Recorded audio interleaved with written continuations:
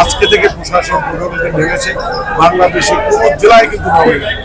দর্শক, আপনারা দেখতে পাচ্ছেন দীর্ঘদিন পরে কিন্তু আবারও সেই পুলিশ বাহিনী মাঠে নেমেছে। তারা আজ অঙ্গীকার করেছে তারা সত্যের পক্ষে, ন্যায়ের পক্ষে, কোন দলের দালালি করবে না। দেশ রক্ষা ও জনগণের নিরাপত্তার জন্য তাদের যাহা কিছু দরকার সর্বোচ্চ তারা চেষ্টা করে যাবে, জীবন দিয়ে হলেও। দর্শক, তাহলে চলুন আমরা বিস্তারিত একটু জেনে আসি প্রতিবেদনে।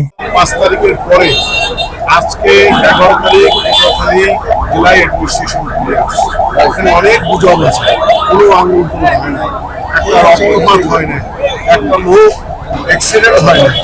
এখানে তাহলে কি করে হয়? আপনারা এখানে আছেন, আপনারা জিজ্ঞাসা করেন এখানে কোনো রকম চাঁদাবাজি হয়েছে কিনা, কোনো দখল হয়েছে কিনা, এগুলো গুজব হয়েছে। এখন গুজব ছড়াচ্ছে সবাই। আজকে থেকে প্রশাসন প্রশাসন নেমেছে, বাংলাদেশে কোনো জেলায় কিন্তু হবে না।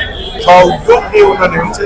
আমিও তাদের রিকোয়েস্ট করেছি, তারা আমার রিকোয়েস্টে সাড়া দিয়ে আজকে পটুয়াখালী জেলা প্রশাসন নেমেছে, আইনশৃঙ্খলা বাহিনী নেমেছে। আমার মনে হয় আমরা এখন দেখতে পাবো আইনের শাসন। এখানে কোনো আর চাঁদাবাজি, গুন্ডামি কোনো কিছুই হবে না। বিগত দিনে আপনারা দেখছেন ভোটারবিহীন স্বৈরাচারী শেখ হাসিনার জামানা, সেখানে কি হয়েছে?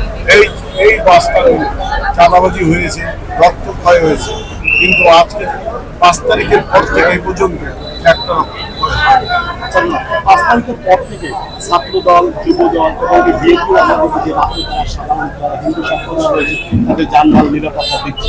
পুলিশের পাশাপাশি পুলিশ যেহেতু মাঠে নয়, আপনারা এই এখন পর্যন্ত